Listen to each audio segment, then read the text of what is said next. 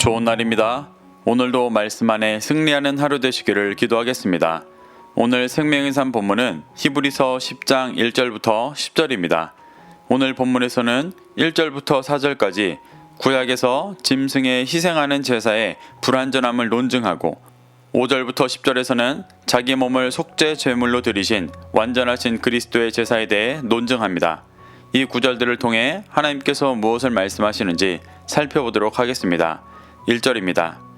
율법은 장차 올 좋은 일의 그림자일 뿐이요 참 형상이 아니므로 해마다 늘 드리는 같은 제사로는 나아오는 자들을 언제나 온전하게 할 수 없느니라. 저자는 율법은 장차 올 좋은 일의 그림자일 뿐이라고 말합니다. 여기서 율법은 구약의 불완전한 율법을 말하는 것이고 장차 올 좋은 일은 히브리서 8장 5절에서 말하던 하늘에 있는 것으로 예수 그리스도께서 오셔서 이루실 완전한 하나님의 나라를 말하는 것입니다. 저자는 구약의 율법이 하늘에 있는 것의 그림자이고 참 형상이 아니기 때문에 구약의 율법에 속하여 해마다 드리는 같은 제사로는 제사를 드리는 자들을 언제나 온전하게 할 수 없다고 말합니다. 반복해서 드리는 구약의 제사로 온전한 구원을 얻을 수 없음을 계속해서 설명하고 있습니다. 2절부터 4절입니다. 그렇지 아니하면 섬기는 자들이 단번에 정결하게 되어 다시 죄를 깨닫는 일이 없으리니 어찌 제사 드리는 일을 그치지 아니하였으리요. 그러나 이 제사들에는 해마다 죄를 기억하게 하는 것이 있나니 이는 황소와 염소의 피가 능히 죄를 없이 하지 못함이라. 2절을 시작하는 그리하지 아니하면 이라는 말은 1절에서의 논지를 이어받아 만일 구약의 제사가 온전하게 한다면 이라고 말하는 것입니다. 저자는 구약의 제사가 온전하게 한다면 섬기는 제사장들이 제사를 한 번 드리면 정결하게 되어 다시 죄를 짓고 깨닫는 일이 없을 것이라고 말합니다. 하지만 죄 가운데 있는 제사장들의 현실은 아무리 반복적인 제사를 드려도 양심으로 인해 죄를 깨달을 수밖에 없기 때문에 제사 드리는 일을 그치지 않고 반복해서 드릴 수밖에 없다고 말하는 것입니다. 그러며 3절에서 제사들에는 해마다 죄를 기억하게 하는 것이 있다고 말합니다.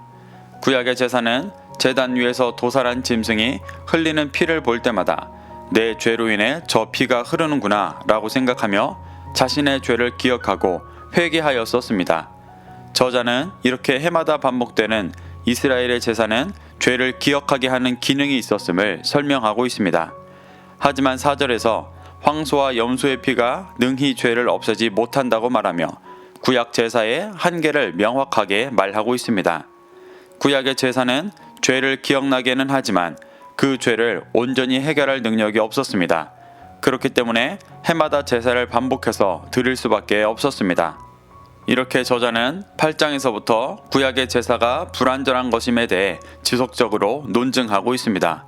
유대인들이 율법의 영향 아래 태어나 성장하며 뿌리 깊게 새겨진 옛 언약과 구약의 제사에서 완전한 예수 그리스도의 제사로 나아가도록 계속해서 설득하고 있는 것입니다. 그래서 다음 절에서 바로 완전하신 그리스도의 제사를 비교하여 설명합니다. 5절부터 7절입니다. 그러므로 주께서 세상에 임하실 때에 이르시되 하나님이 제사와 예물을 원하지 아니하시고 오직 나를 위하여 한 몸을 예비하셨도다. 번제와 속죄제는 기뻐하지 아니하시나니 이에 내가 말하기를 하나님이여 보시옵소서 두루마리 책에 나를 가리켜 기록된 것과 같이 하나님의 뜻을 행하러 왔나이다 하셨느니라. 저자는 앞선 절에서 구약의 불완전한 제사를 논증한 후 완전하신 그리스도의 제사에 대해 설명하기 위해 시편 40편 6절부터 8절에서 예언하셨던 완전한 제사에 대한 말씀을 인용하여 설명합니다. 저자가 5절에서 말하는 주께서 세상에 임하실 때는 예수님께서 성육신하셔서 오신 때를 말합니다. 이 시편의 구절은 엄밀히 말해 다윗이 고백한 것이지만 히브리서 저자는 다윗을 예수님의 예표로서 예수님의 고백과 동일시하여 예수님께서 세상에 임하실 때 하신 고백으로 표현하고 있습니다. 예수님께서 다윗을 통해 하신 고백은 하나님이 제사와 예물을 원하지 아니하시고 오직 나를 위하여 한 몸을 예비하셨다라는 말씀과 번제와 속죄제를 기뻐하지 아니하신다라는 말씀이었습니다. 하나님께서 제사와 예물을 원하지 아니하신다는 표현은 사무엘과 호세아 등 여러 선지자들을 통해서도 하셨던 말씀이셨습니다. 이는 이스라엘 백성들이 제사의 기능을 온전히 행하지 않았기 때문에 하신 말씀이었습니다. 하나님께서는 구약의 제사 행위를 통해 자기 백성이 자신들의 죄를 깨닫고 하나님의 은혜만을 구하는 삶을 원하셨습니다. 하지만 이스라엘은 무수한 제사를 드리면서도 죄에서 떠나지 않고 형식적으로 수많은 제물들만을 드렸기 때문에 형식적인 제사와 예물을 원하지 않으신다고 말하시는 것입니다. 이러한 모습이 히브리서 저자가 말하는 구약 제사의 불완전한 한계였습니다. 그렇기 때문에 예수님께서 이 땅에 오셔서 그 시편 9절을 말씀하시며 오직 나를 위하여 한 몸을 예비하셨다고 말씀하셨다고 논증합니다. 이는 예수님께서 불완전한 구약의 제사를 끝내고 더 이상 반복되지 않는 온전한 제사를 드리기 위해 자신을 완전한 희생 제물로 드릴 수 있도록 하나님께서 성육신을 예비하셨음을 말하는 것입니다. 저자는 이것이 예수님께서 이 땅에 오신 목적이셨기 때문에 주께서 세상에 임하실 때부터 고백하셨다고 말하고 있는 것입니다. 그리고 저자는 6절에서 시편 40편 6절 후반부에 있는 번제와 속죄제를 기뻐하지 않으신다는 반복되는 고백을 한 후에 7절에서 예수님께서 두루마리 책에 자신을 가리켜 기록된 것과 같이 하나님의 뜻을 행하러 오셨다고 고백하셨다고 말합니다. 여기서 말하는 두루마리 책은 구약 성경을 의미합니다. 예수님은 요한복음 5장 39절에서도 성경이 곧 내게 대하여 증언하는 것이다 라고 말씀하셨었습니다. 이렇게 예수님을 가리켜 증언하고 기록된 구약 성경 말씀처럼 하나님의 뜻을 행하러 오셨다고 말씀하시는 것입니다. 여기서 예수님께서 행하러 오신 하나님의 뜻은 앞선 절에서의 맥락대로 불완전한 구약의 제사를 끝내고 완전한 제사를 드려 죄인들을 구원으로 인도하시는 일을 말합니다. 저자는 이에 대해 9절부터 10절에서 더 자세히 설명합니다. 8절부터 10절입니다. 위에 말씀하시기를 주께서는 제사와 예물과 번제와 속죄제는 원하지도 아니하고 기뻐하지도 아니하신다 하셨고 이는 다 율법을 따라 드리는 것이라. 그 후에 말씀하시기를 보시옵소서 내가 하나님의 뜻을 행하러 왔나이다 하셨으니 그 첫째 것을 폐하심은 둘째 것을 세우려 하심이라. 이 뜻을 따라 예수 그리스도의 몸을 단번에 들이심으로 말미암아 우리가 거룩함을 얻었노라. 히브리서 저자는 8절에서 율법을 따라 드리는 제사와 예물과 번제와 속죄제를 원하지도 기뻐하지도 아니하신다고 자신이 인용한 시편 40편 말씀을 해석하며 말합니다. 그리고 9절 중반부부터 예수님께서 내가 하나님의 뜻을 행하러 왔나이다라고 말씀하신 것을 더 구체적으로 해석합니다. 그 말은 예수님께서 첫째 것을 폐하심은 둘째 것을 세우려 하심이라고 말합니다.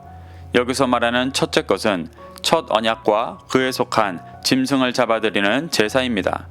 그리고 둘째 것은 새 언약과 예수 그리스도를 통한 완전한 제사를 말합니다.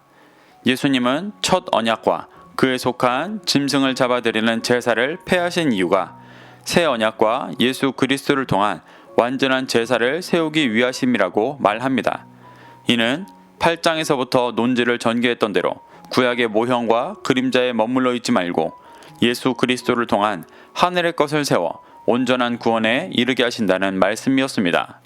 10절에서 예수님께서 이를 위해 몸을 단번에 들이심으로 말미암아 우리가 거룩함을 얻었다고 말합니다.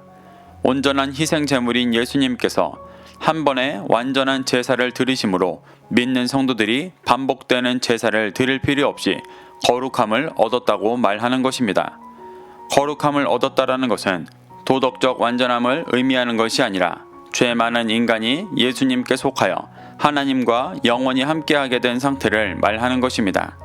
이는 구약의 제사로는 할 수 없는 예수 그리스도의 완전한 제사로만 성취되는 놀랍고 은혜로운 결과였습니다.